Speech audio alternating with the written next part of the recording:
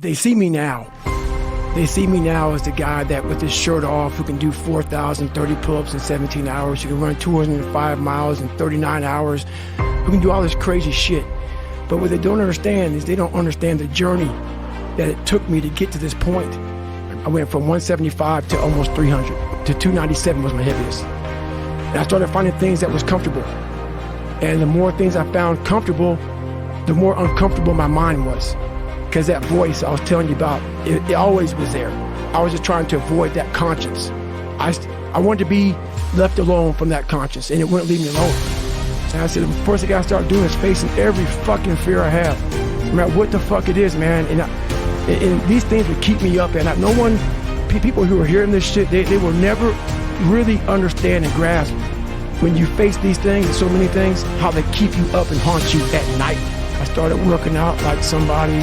I became the most obsessed person on the planet Earth. Now, basically, I had to invent a guy that didn't exist. I had to invent a guy that can take any pain, any suffering, any kind of judgment, be called nigger, be called whatever the fuck in the world, and be able to stand in the fucking room and say, go fuck yourself.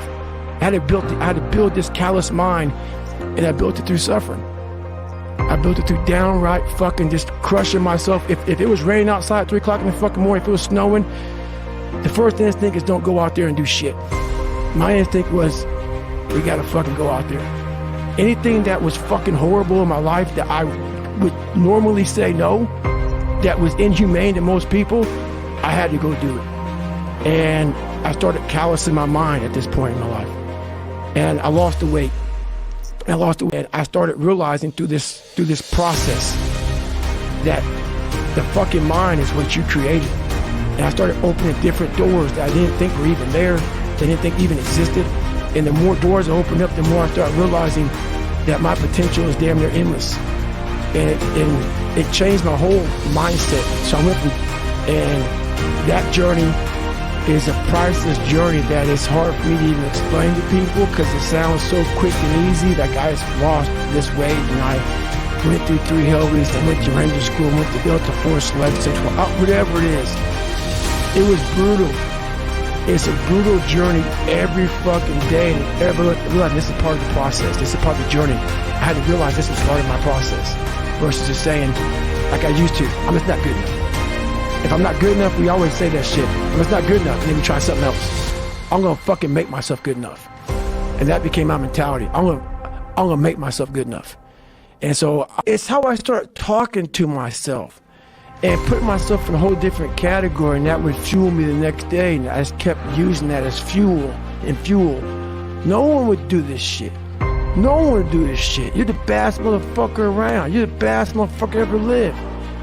And I just kept fueling me with the right kind of message that I needed to hear that I was never telling myself. And through time, it became reality to myself. So for a fact that you can be this fucked up dude, like really fucked up dude, and with the right mindset, and you can.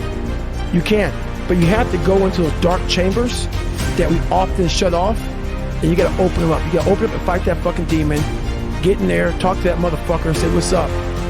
And we often we all like to take this 4-lane highway, the easy highway. It has fucking signs, it has restaurants. We all love that 4-lane highway. We always step over the shovel. And all I did was I picked up that fucking shovel, and that shovel, I made my own path. And you may have big boulders and shit. They may be getting 200 miles up the road faster than you. But going through this path of life, this journey over here that you make yourself, that's incredibly difficult. What comes out the other end of that motherfucker is some glorious shit that you can't even explain to people. And we're afraid. Bottom line is most of us, even the people who have all these theories and shit, it's easier to accept the fact that I'm just not good enough. I wasn't made to do that. And yeah, some of us can't be LeBron fucking James. But I'll tell you right now, man, we can do a lot of shit when it comes to this pure arm guts and willpower and getting through shit. We have a lot more. You read a bunch of fucking books and you think that you know how the fucking mind works and shit. I've gone through hell since a kid. And then all the way up until now. Right. So I know So that theory is bullshit. Yeah, there's a lot of good stuff out there you can read from people, but I had lived hell. And when you put yourself in hell, that's the only time you can figure out how the fuck to get through that motherfucker. You can't read somebody else's book about some theory on how to do shit. Some guy who sat up in a nice warm office and wrote some book with a nice cup of coffee in the fucking hand. No, I want to see that guy who immersed himself in fucking hell.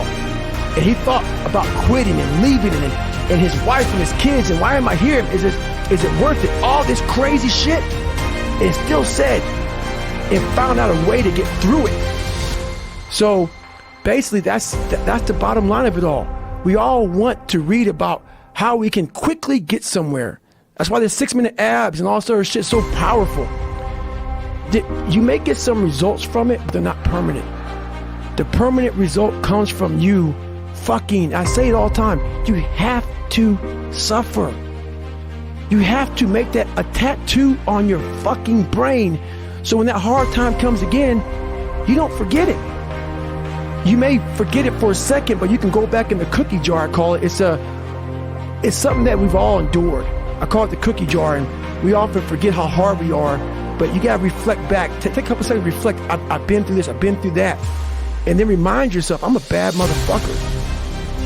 And then you can get through that shit. But going into combat, going into war, out of the 100 men that go into war, 10 shouldn't even fucking be there. 80 of them are just targets. Or 9 do most of the fighting. 1 is a warrior. 1 is a warrior.